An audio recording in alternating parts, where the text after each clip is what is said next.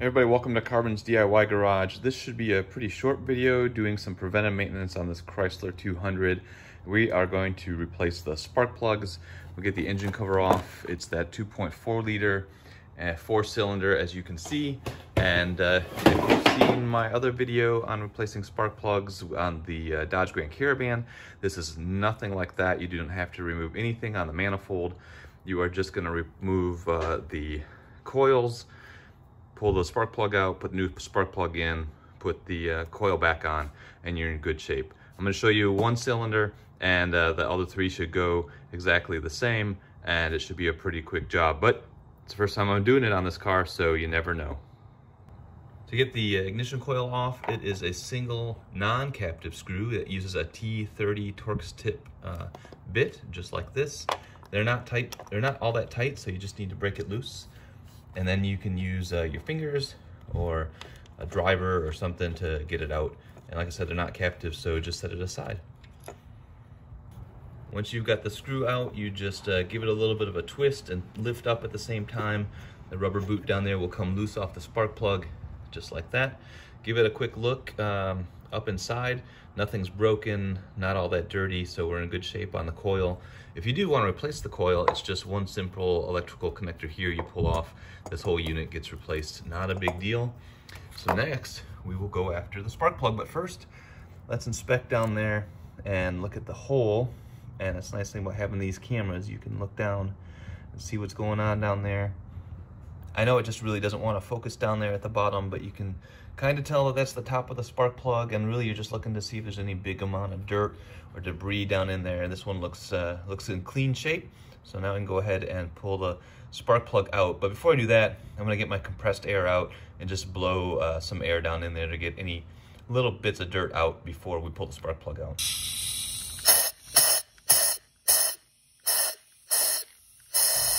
Now that the bore there is all cleared out, I've got my 5/8 inch spark plug socket on an extension, on a ratchet, and I'm gonna go in there and break the torque first. It should only be torqued to 10 foot-pounds or so it should come loose pretty easily, and then unthread it.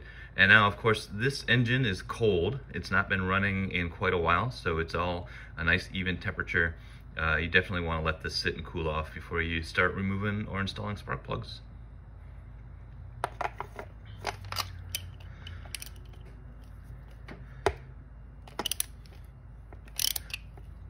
And that was really almost loose, so not very tight at all. So it came loose pretty easily. Let's go ahead and get it out of there.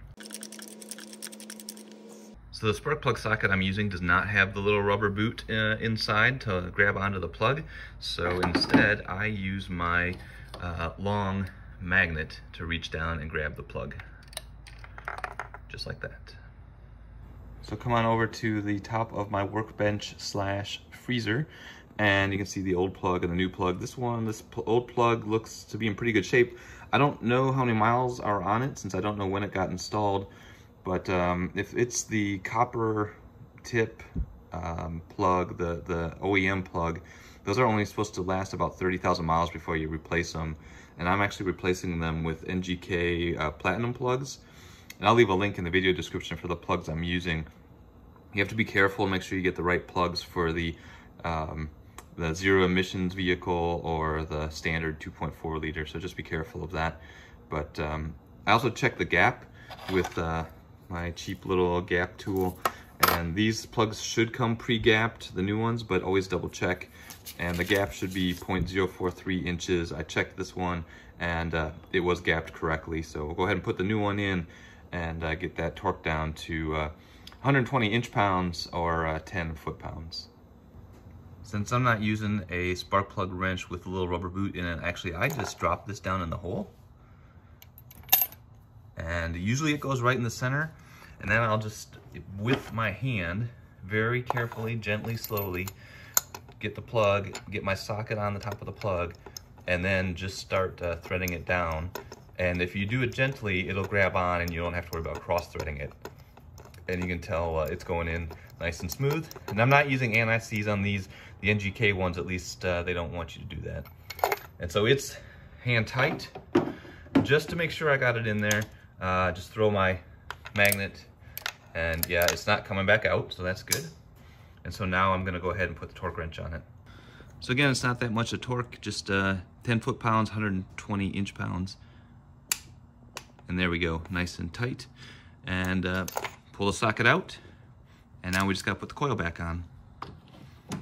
So in an ideal world, I put some dielectric grease on the tip of the spark plug or on the end of the electrode. I could have put it on the end of the spark plug actually, and maybe I'll do that for the rest of these.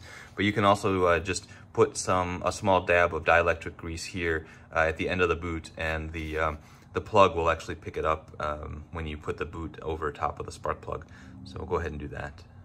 So I just do it like that, and the tip of the plug will probably grab some of that, and that just helps make a good seal up against the electrode when you put it over top of the plug, and make sure there's some good electrical connectivity.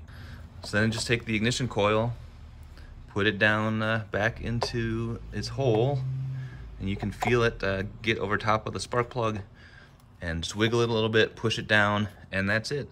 Let's go ahead and put that screw down, and it just needs to be hand tight. No torque or major strength of arm muscle there.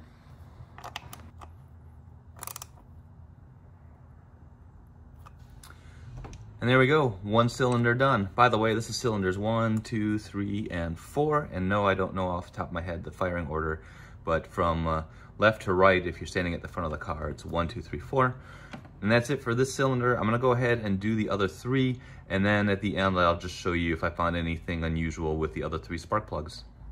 All right, all 4 plugs are replaced. Cylinders 1, 2, 3, and 4. And they all look basically the same. These are the old ones, obviously, except number 3 looks darker on the center. And then, so this is number 2. And number 3 also looks darker. Number 4 looks like it's brand new in the center. Number 1 looks discolored. So they all look a little bit different in the coloring. I'm not a spark plug expert, so if these look like I should be worried about something, then it would be great if you would leave that in the comments. Number 2, this one here, looks like maybe it has, I guess they all have a little bit of fuel on them, but it's definitely not coated in sludge or oil, and there's no oil in the well for the spark plugs or anything like that. So I'm gonna consider these to be just somewhat old. They're all properly gapped as well, so I think they're fine, and we'll go ahead and call this replacement complete.